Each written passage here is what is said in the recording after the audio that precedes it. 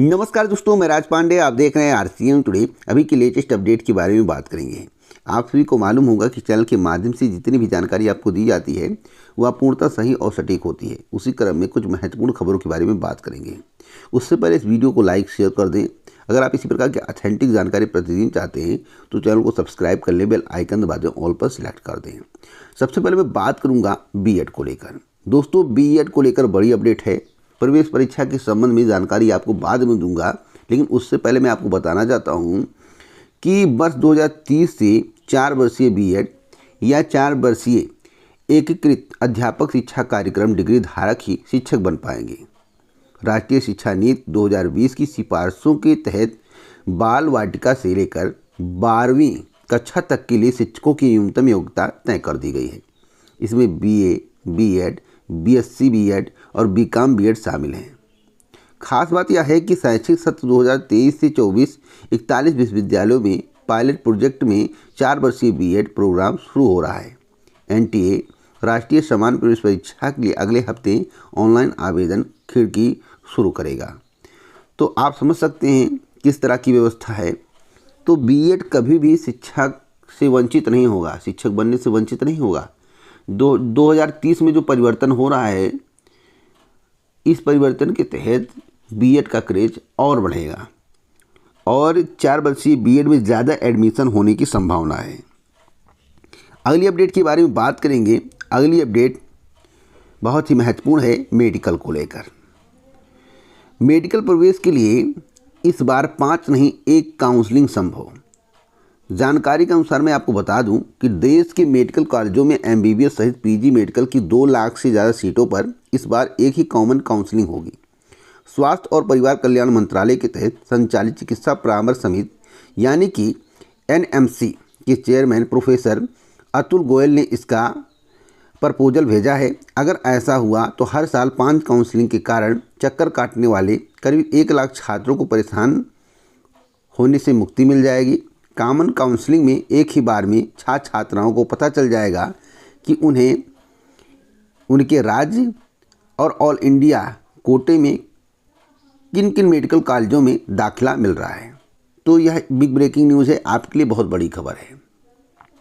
अब मैं बात करूंगा हरियाणा की एक महत्वपूर्ण खबर के बारे में। तृतीय श्रेणी पदों पर भर्ती के लिए जून और जुलाई में होगी परीक्षा, जिसके संबंध में आधिकारिक जानकारी मैं आपको दे रहा हूँ। हरियाणा में तृतीय श्रेणी की 32,000 पदों पर भर्तियों के लिए परीक्षाओं का दौर अगले महीने शुरू होगा। हरियाणा कर्मचारी चयन आयोग ने परीक्षा का शेड्यूल तैयार कर लिया है। 20 जून से 31 जुलाई तक स्क्रीनिंग टेस्ट लिए जाएंगे। परीक्षा को फुल प्रूफ बनाने के लिए 4 बार कोड वाले प्रश्न पत्र तैयार किए जाएंगे। मैं आपको बता दूं कि इनमें उम्मीदवार की हिडन डिटेल भी होगी। इसके लिए पूरी तैयारियां की गई हैं। इस तकनीकी से पेपर लीक की संभावना ना के बराबर हो जाएगी। ऐसा नहीं कहा गया है कि पेपर लीक नहीं हो सकता है, कहा गया है कि नहीं के बराबर यानी कि ना के बराबर हो जाएगी, बहुत कम हो जाएगी। अब मैं बात करूंगा यूपी SSSC की एक महत्वपूर्ण खबर के बारे में। उत्तर प्रदेश अधीनस्थ सेवा चयन आयोग के द्वारा प्रतिवर्ष पीईटी परीक्षा आयोजन करने का निर्णय लिया गया है। 2 बार हो चुका है। पीईटी परीक्षा में इसके नंबर अच्छे हैं, बार बार वही परीक्षा में बैठता है। और इस चैनल के माध्यम से आपको बताया गया था अगर पीईटी परीक्षा का आयोजन होगा तो आप केवल वेबसाइट देखेंगे। अगर आपके अच्छे नंबर नहीं हैं, साल भर जितनी भी भर्तियाँ आएंगी आप उसे देखकर परेशान होंगे, आपके अंदर घबराहट होगी, क्योंकि आप आवेदन नहीं कर पाओगे, क्योंकि परसेंटाइल कम है तो आवेदन नहीं कर पाओगे, या गारंटेड है। उत्तर प्रदेश अधीनस्थ सेवा चयन आयोग के तहत हो रही ग्राम पंचायत अधिकारी की परीक्षा का आवेदन शुरू हो चुका है, जिसमें न्यूनतम अंक निर्धारित करने, सीटें कम होने व आरक्षण में कटौती को लेकर प्रतियोगियों में नाराजगी है।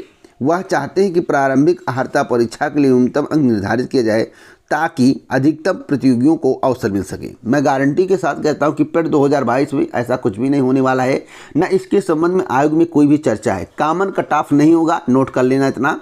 हाँ, जब अगला नोटिस पीईटी का आएगा उसमें आप मांग करिए, हो सकता है, लेकिन अभी तक इसके संबंध में कोई भी प्रपोजल शासन को नहीं भेजा गया कि कॉमन कट ऑफ किया जाएगा।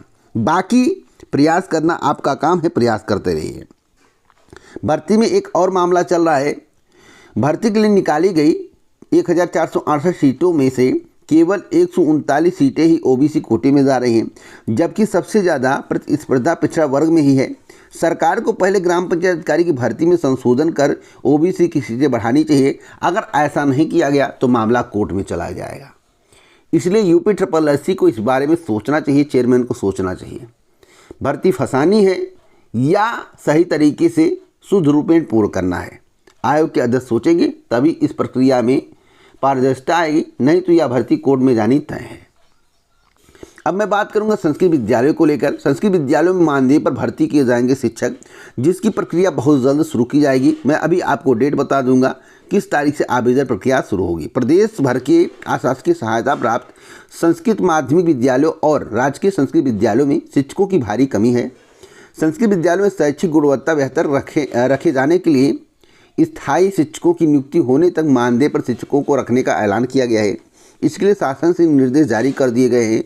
भर्ती के लिए 19 जून तक आवेदन लिए जाएंगे। चयन प्रक्रिया 16 जुलाई तक पूरी करके नियुक्ति पत्र जारी कर देना है। 3 जून से आवेदन शुरू होगा। 19 जून तक आवेदन प्रक्रिया चलेगी। आवेदन 12 से 15 हज़ार रुपये मानदेय के आधार पर शिक्षक रखे जाएंगे। अब मैं बात करूंगा बीएड प्रवेश परीक्षा को लेकर। बुंदेलखंड विश्वविद्यालय के द्वारा बीएड संयुक्त प्रवेश परीक्षा का आयोजन किया जाएगा।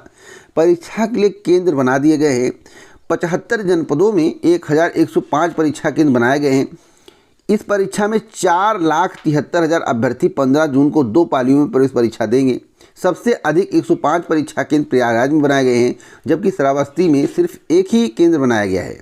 अभ्यर्थी 8 जून से प्रवेश पत्र ऑनलाइन डाउनलोड कर पाएंगे। बुंदेलखंड विश्वविद्यालय के कुल सचिव विनय कुमार सिंह ने बताया कि सभी जिलों में परीक्षा केंद्र बनाए गए हैं, जिससे किसी भी जिले के अभ्यर्थी को परेशानी नहीं होगी और परेशानी का सामना न करना पड़े, इसके मद्देनजर ही कार्य किया गया है। अब मैं बात करता हूं RO की नई वैकेंसी को लेकर। उससे पहले एक और महत्वपूर्ण सूचना मैं आपको देना चाहता हूं। समीक्षा अधिकारी, सहायक समीक्षा अधिकारी 2021 में चयनित अभ्यर्थियों को उत्तर प्रदेश लोक सेवा आयोग के समझ सत्यापन प्रपत्र एवं स्वघोषणा पत्र प्रस्तुत करना होगा। इसके लिए अभ्यर्थियों को 5 जून तक का समय दिया गया है।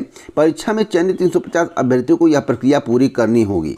मैं आपको बताना चाहता हूं कि UPSC के द्वारा स्वघोषणा पत्र भी मांगे गए हैं। अंतिम तिथि 5 जून जो निर्धारित की गई है। अगर आपने ऐसा नहीं किया तो हो सकता है कि आपको दिक्कतों का सामना करना पड़े और आप आउट हो जाएं। मैं आपको बता दूं कि UPSC के माध्यम से RO भर्ती पर भी काम जून माह से ही शुरू कर दिया जाएगा। मेरी जानकारी के अनुसार जुलाई या अगस्त माह तक आपको RO की नई वैकेंसी देखने को मिल सकती है। पदों की संख्या बढ़ चुकी है। पदों की संख्या 280 प्लस हो सकती है। आगे कोई अपडेट मिलेगा तो इस चैनल के माध्यम से दिया जाएगा। अब मैं बात करूंगा सरकारी नौकरियों में सरकार के कीर्तिमान के बारे में।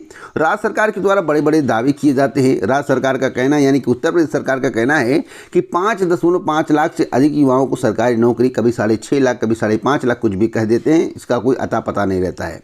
31 दिसंबर 2023 तक का जो प्रस्तावित चयन प्रक्रिया है, जिसके संबंध में आपको समाचार पत्र में देखने को मिला होगा।